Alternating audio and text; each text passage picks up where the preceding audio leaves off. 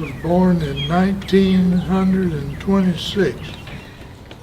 What were the years you attended Stilson Elementary? I started in 1931 and finished in, it was a high school then, and I finished in 1942. 12 years going to Stilson School was like heaven to me. We were just one great big family. We loved everybody. It was just such a wonderful atmosphere. We had great students. We had people, my friends that I had in high school are still my friends. Some of the best ones in the world. Well, Stilson is next to heaven. No, it was a big school. It was big, and everybody had a good time. What years did you attend Stilson? So I began in 1940 and graduated in 52. I went to school here in 1936. I started school. Oh, I started the first grade, and I was in the last graduating class in 1955 of Stilson High School. 46, I think it was. 46, 7, 8, 9. I was here about 4 years, 5 years. Consolidated, so that's my time here at Stilson. I walked to school because we lived next door, and my daddy had to make what we used to call it was steps up over the fence and down the other side, and that's how I came to school. I had to cross over the fence. And I couldn't ride the school bus because I lived too close to the school. You had to walk to school. And believe it or not, you boys and girls, we came to school barefooted. We didn't know what shoes were until, it still got too cold. I started here in first grade in 1953. We had teachers of the greatest magnitude, grades 1 through 12, some of the greatest teachers that could have been during that period of time. They were dedicated to us, they taught us, they were there, and they really did. We had an excellent education when I finished high school here in 1952, and so did my classmates. My mother kept teachers. They had the teachers that came in from different places, and at one time she had 5, and she had 7 children, and we were all in one house. It was a big house. And one of the teachers that stayed with us was my 4th grade teacher, and I went home with her. And we had a very good class of people. The children in my class, the boys and the girls, they became outstanding and were outstanding citizens from wonderful families here in the community. Stilson was a community school. I mean, everybody here upheld everybody else. We were not mostly farmers, dirt farmers. That means getting out there and hoeing with a hoe and getting the grass out of the peanuts and suckering the tobacco by hand and picking it, and I strung it, and I hung it in the barn, and I took it out of the barn, and I knew how to cure it. My brothers were 2 right ahead of me. They had to go to the Army, so that left me there, the only one left, with my father, who was getting on up in age, and my mother, he had cataracts. So I had to be not only the girl, but I had to be the boy, the man, too. Can you tell us what you know about the log cabin? Oh, I can tell you a lot about that old log cabin. Some of it you don't need to hear. The log cabin was built in the late 1930s and built by the community with the community help to secure the logs that they're made out of. Those logs came off of a farm right here in the community, and a pastor, Mr. Charlie Lee's farm. He donated all those logs to build that cabin. But it was built like the old tobacco barns used to be built. The log tobacco barns back in that time period, they were sort of notch them out and fit the logs and see which one goes where and make sure the crook is in the right position and everything. Once it was built, then they made the inside of it smooth with some tight boards, and then they would daub it, and we call daubing the cracks on the outside with sort of a cement mixture, either with clay or something of that nature to seal the outside of it. And later on now, I believe somebody mentioned something, why was it red? Yes, sir. Later on, when the logs started to disintegrate, then it was painted to preserve that. Okay. It was built for the, what we called it then, the soup kitchen. That was when they first started serving lunch at schools. And I remember the first lunches that I ate there, it was in a cup, something like a big coffee cup. It held about a pint. And our first lunch was vegetable soup and soda crackers. And I believe they charged us a nickel at that time for that cup of soup. That building was built in 1937, and it was part of the WPA program. And I think it had something to do not only with the work effort in the Depression years, but it also had something to do with the putting high school courses like agriculture and home economics in the school. And lunchrooms were not part of the original construction of a school. Most children brought their lunches to school, and if you had lunch. So a lot of kids didn't bring anything. People didn't have a lot of money. It was, and they had to do without a lot. She'd make biscuit sandwiches for us if we didn't have any bread. The only original building that's left here on this campus is the log cabin. There was an old gym that was originally here. There was the log cabin that was here. There was a main building that was a brick building. I think you have pictures of that. There was an audio-visual room, and I remember the cannery. I don't remember the cannery operating, but the building was still here when I attended elementary school.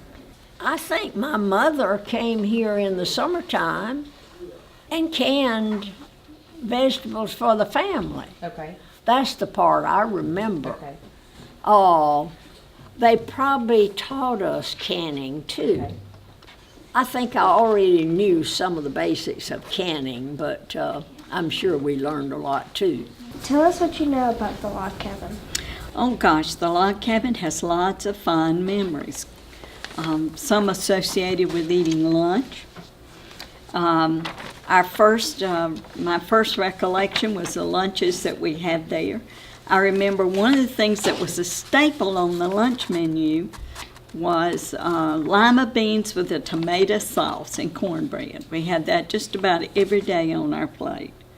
And the other thing that was always constant was a bottle of milk. Came in a bottle, a small bottle, and then later we had it in glasses. And had a glass milk dispenser that you got. I remember the lunchroom ladies at that particular time was Miss Upchurch, Miss Warnick, and Miss Finley. There were three ladies that worked in the lunchroom. But the log cabin, we would have to run over to lunch because we were in the old building and it was not a breezeway or anything. You had to get out in the weather and run across. That was about the only time they wanted us to run. But they'd encourage us to run to lunch. And I remember when they put the milk machine in. Now, you all don't have one of those, I don't think now. That's past. You get little cartons, right? Mm-hmm. And some of the boys were real funny because they had cows at home and they knew how they got milk. This was new to us, you know, and we enjoyed that. As I recall, we had a lot of lunches and served some vegetables that I had never heard of in my life, you know, born and reared down here in South Georgia. there was something, and it's delicious, and I eat it today, and you probably do too, called asparagus. Now, when they first served that to us, our home ec teacher had to prime us up a little bit before we saw that on our plate, because it looked like sticks. It looked like stems out of a tree. And I'm like, what the heck is this stuff? And it tasted just about as bad. But after, and we were taught in home economics, we gotta eat, we gotta do this vitamin thing, and this is what we got. So we were real big on doing what we're supposed to do, so we all sample that asparagus, and pretty soon we were eating it and loving it. We also, in about the 8th or 9th grade, we began having home economics classes here in the log cabin building. Home ec is like learning how to do household things and cook. We were supposed to learn how to cook and sew a little bit. Agriculture was taught on the right-hand side of that until they constructed a shop that was on the end of the old gym. And they moved the agriculture building or classes over there, but the home ec, as Judge Sanders was saying, was in that building. And then in the later years, after there was no high school and the lunchroom was moved to the old building, they didn't have to run out in the rain, but we did. And your great-grandfather put restrooms in there for us, and we could come over. We had dances. I remember people coming and teaching art lessons in there, and you're going to love this. The best part was on Saturday night they had a band, and we all went and had dancing. We went dancing in the log cabin. So the community, and a lot of those community members that are here today played in that band. So it's just a local little group that got together, and Mr. Wayne Swint played drums, and Kenny Robertson sang, and I can't remember who the other people were, but every Saturday night they played over there, and you could go and get a ticket. They give you paid a little bit to go in. It wasn't very much, but it's a big community thing with the young people in the community. Was there a playground? Was there like playgrounds? Out back of me where the parking lot pretty much is for buses and things, we had playgrounds, and we had these big swings. And actually, I guess I can tell this, they used to have a coal pile out there. And the reason was because in the heat of the school we had coal burning heaters. And we had no heat until we boys got together, gathered up enough coal and wood, whatever, to build a fire in the coal heaters. And usually by dinner time we had enough heat in the classroom to be reasonably warm. But we would come every morning and be a cold classroom to come to until we had the fire going. That's why you like to seat in the back of the room that was close to the heater. Could you like the boys in log cabin, could you like do the fire? Would they let the kids do the fire? Oh yeah, we boys built the fire. Now they were probably high school when you were We doing were that. no, we were in upper grammar school, 7th and 8th graders, and in the high school. And then after the years when they got gas heat and so forth, the coal pile diminished, but it was still there. And we used to play war, get behind the thing. And you had to be really careful. You weren't supposed to throw coal at anybody. It did happen a time or two. But that was part of our history here too, getting around the coal pile. And we used to play jump board. Oh my, that was something.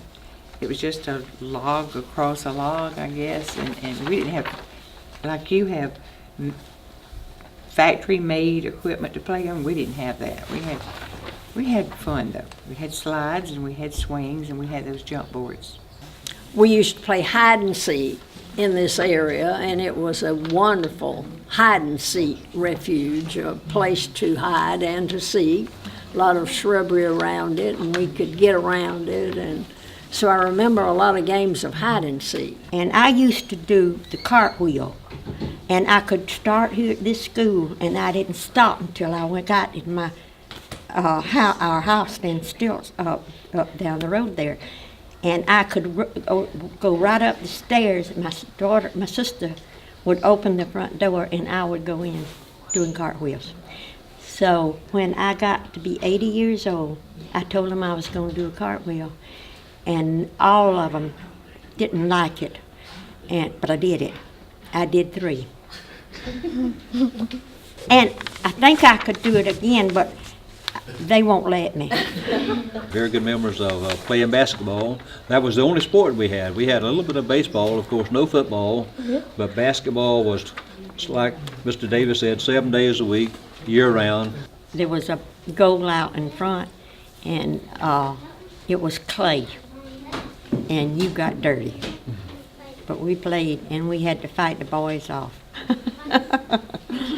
Stilson, Neville's, and Brooklet. Anytime any of those combinations of teams played, it was always a packed gym. I have played basketball before, playing Neville's or either Brooklet, and there would be so many people in the gym until the court would be lined, and you would have to push people aside in order to stand outside the boundary to throw the basketball back in. And it was really a community activity for the 3 schools. It was, I believe we had about 3 state tournaments, state championships. I know we did in 1942, the year I graduated. We won the state that year. And if my memory is serves it right, I believe we only lost 1 game that year. And that was to Statesboro, I believe. And the only reason we lost that, we were anticipating meeting with Brooklet. If we had won that game, we would have played Brooklet. And that was, would have been a real memory, because it was hard to get. We had to quit on account of the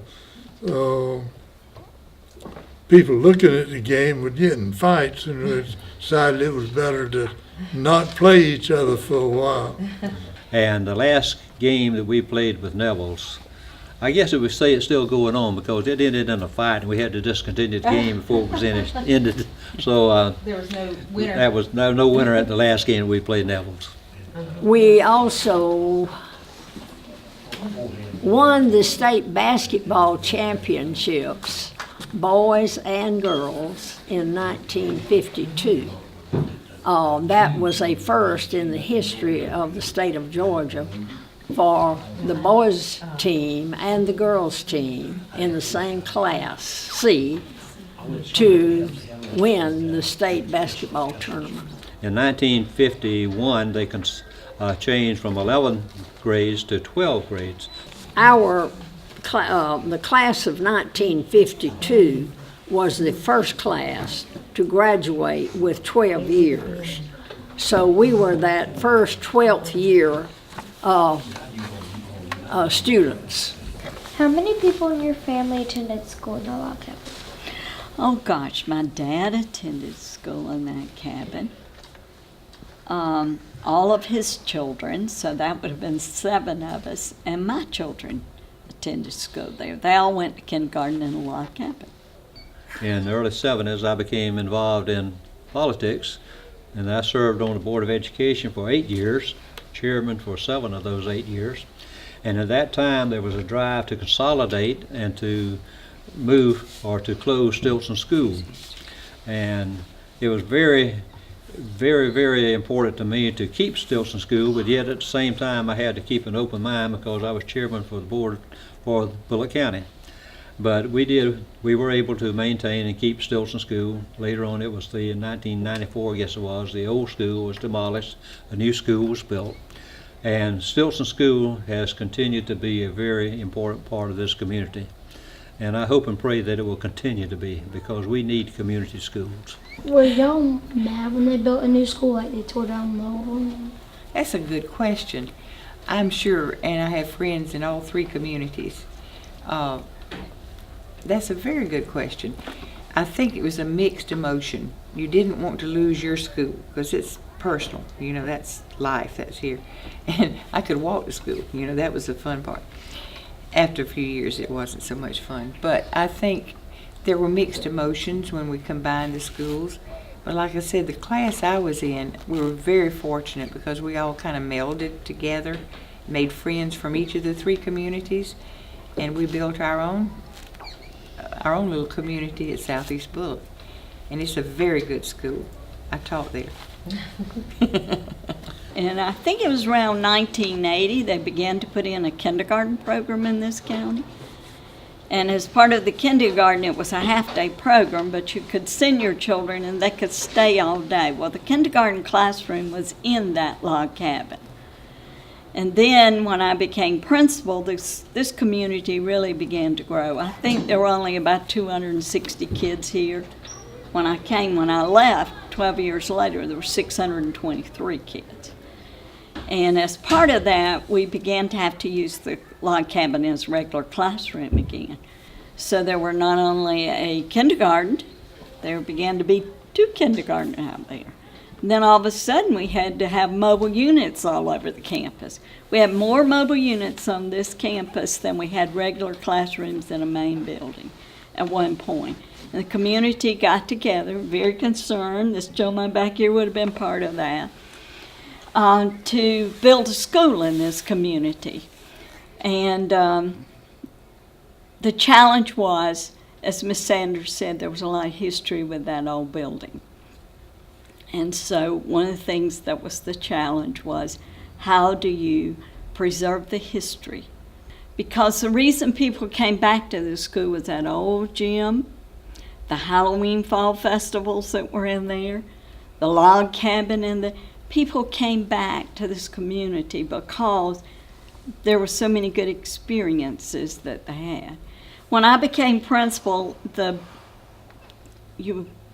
all of that end of the campus was filled with privet, which is a type of shrubbery, had grown up all around that building.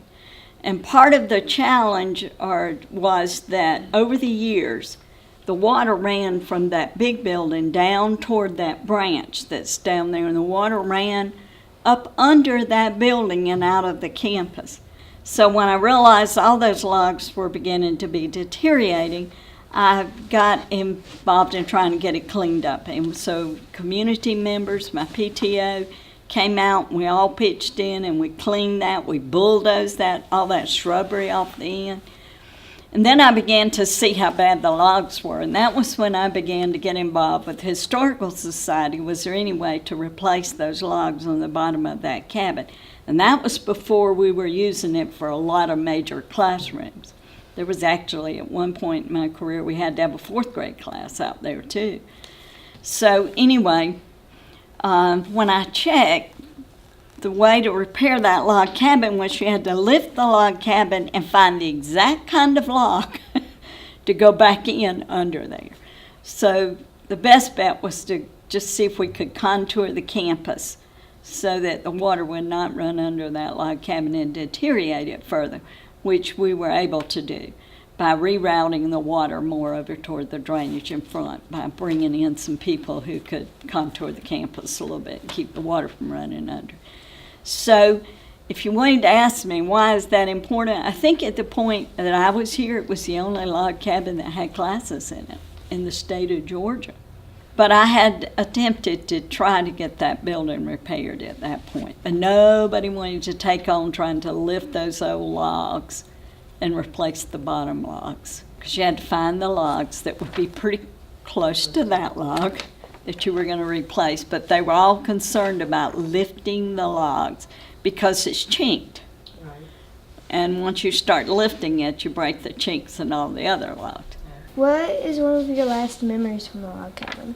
Well, like I say, Miss Irma Lee teaching us health, and she had a baby during the time that she was teaching us, and Chuck Lee lives over by, Chuck lives by me over there. That was her baby at the time, and she'd bring the baby to school with her teaching, and the girls in my class would babysit the baby for her to teach. Seriously? That would be cool. Well, really, they did. I mean, that's just what they did. Why do you want to save the log cabin?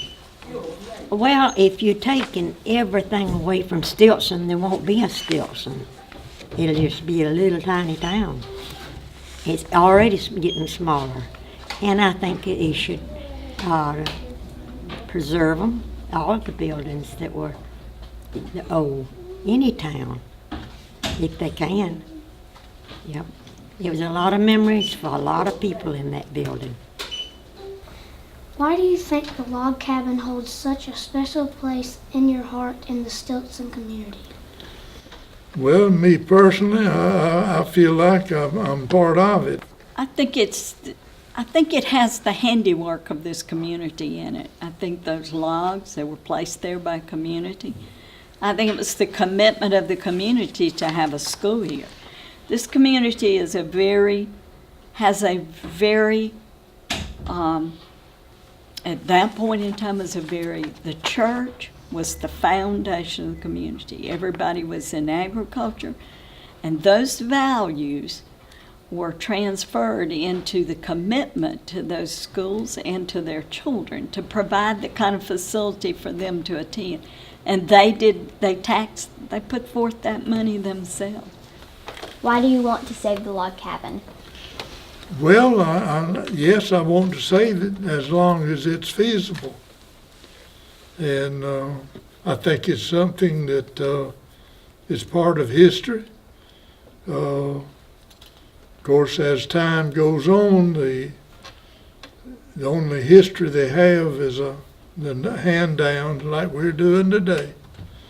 And but I'd like to preserve that as long as we can, and as long as it's feasible. It is over in the corner of the school property, and I don't see where it's hindering anybody. And to keep it as part of history. And as time goes on, why these things are going to disappear more or less, just like Stilson School is now. See, the one that this school replaced, it was 11th grade school, and now it's elementary school. So the history of the Stilson School is sort of going along in the past history, old history. Why do you want to save the log cabin? Of course, it would be a great historical marker. I do not know anything about the present state condition. I have no idea what it would cost to put it back in pristine condition. It would have to weigh upon all those issues being resolved. But I would be for it 100% to preserve it, to maintain, to build it back to where it was, if it's not prohibitive from cost. If we can raise enough money, I don't know how you go about raising money, but people raise tons of money, so perhaps we could. Well, it's been around a long time. It was here when I come to Stilson years ago, and I like to see things preserved, just keep it. It's been here a long time. And I will work to try to keep it, we'll have fundraisers and whatever it takes to keep it going. I'd like to see it stay where it's at. You know what? It's history. And if we don't save and preserve history, then you young people come along, you will have no memories or no knowledge of what we had when we came along. So it's very important to preserve history. And history may be good, history may be bad. History may be something that you don't want to talk about, but history is something you cannot change. It's happened. And so the log cabin was a part of our school years. The log cabin was here for us to have lunch. The log cabin was there for the girls at that time to go in and have home ec. Later on, it became a community center. We had dances there. So the log cabin has many memories for all of us here in the Stilson community. Yes, it should be preserved. Hopefully it will be. I doubt, seriously, that in Bullock County you'll find another log structure that large. I think it's probably the largest that I've ever known about, actually, here in Bullock County. And I would love to see it become a community center again. I see a lot of possibilities, like a lending library. We wouldn't have to come into the school for it.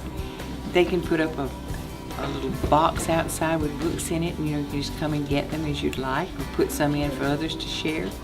And a place to gather for just a supper if we wanted to say, hey, let's meet over at the log cabin and have supper tonight. It'll take some doing to do that, and legalities will be an issue. But I think it's a possibility. You know, there's no saying where there's a will, there's a way. So we're going to hope for that. But I went by to see Miss Laura Michael the other day. I walked in, she said, Robert Smith. That's a pretty good I said, yeah, her mind's sharp. I said, you remember me? She said, good Lord, I won't never forget you, Robert Smith. She said, you talked all the time. There's nothing wrong with talking. In 1942, when I had to come up to prepare for a ball game that night, we would stay over. I would stay over after school, and my family would give me a dime to buy lunch with at the store, and with that dime, I would buy me a sweet roll. We called them back then. It was about the size of a 8 or 9 inch dinner plate, and with white icing on it, and that cost a nickel. Well, I had a nickel left, so I bought a 3-center. They had a drink called a 3-center. It was a cola, and about the size of a Coca-Cola bottle. It was 6 or 7 ounces, something like that, for 3 cents. The other 2 cents, I got it in 2 cents worth of mixed candy. I'd get a handful now for 2 cents. And that was my lunch to play ball on that night. What do y'all think you could buy for a dime for lunch? Pickle? Maybe a pickle out of a jar? Not even a pickle. Not even a pickle. Nothing. They would spank you. In fact, I got a couple of them. And he spanked us with a paddle about that long, about that wide with holes in it. School whipping. Did they like slap you? That wasn't funny. I mean, I wouldn't. But I'm just telling you, I got one whipping. The whole time I was in school was one whipping. And that was it. So I said, I'll tell you what I'm going to do. I'm going to tell my daddy you whipped me. He said, that's what I want you to do, son. Then you tell your daddy I whipped you. Spanked you at school. So I go home that night and tell my daddy. He said, oh, you got a whipping at school? I said, yes, sir. And I thought my dad was going to jump on the teacher, but he didn't. See, I deserved the whipping. And he said, you deserve the whipping? Daddy whipped you. But that will happen today, see. That's a thing of the past. You don't whip a child today. Was the worst day that you got spanking, was that the worst day of school? No, I had a lot of bad days. I had a lot of bad days. That wasn't nothing. I had a lot of bad days. Well, what was your worst day? Good, son. I don't really know. I don't know. He was just like anybody else. He didn't want to come. I didn't want to come to school, right. See? But Daddy made me come to school. Yep, just like Mama makes you. and if I told my mother I was sick, you know what she'd do? Beat your butt. No, give me a dose of castor oil. Which might have been worse. The worst thing you can take is castor oil. If you ever took it, I don't know if you took it, you know what castor oil is?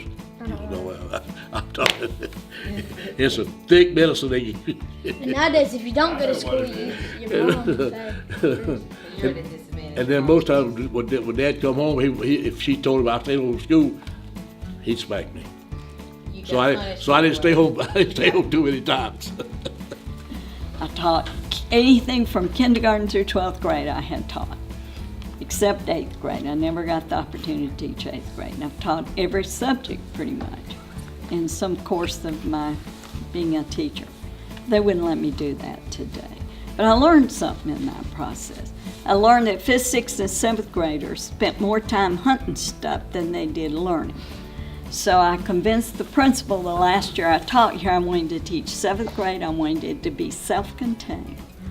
And I wanted to teach them every subject. And I taught them. I taught them writing. They created a lot of writing. I still have some of the books they created.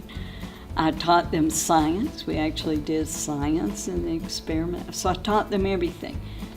That way, the only thing I had, which is the only thing you'll ever have in life that's equal to anybody else's time. You're given 24 hours, and you spend that time, and that's how effective you'll be in life, is how you spend those 24 hours. The Stilson community always supported the Stilson School. Very, very well supported by the community.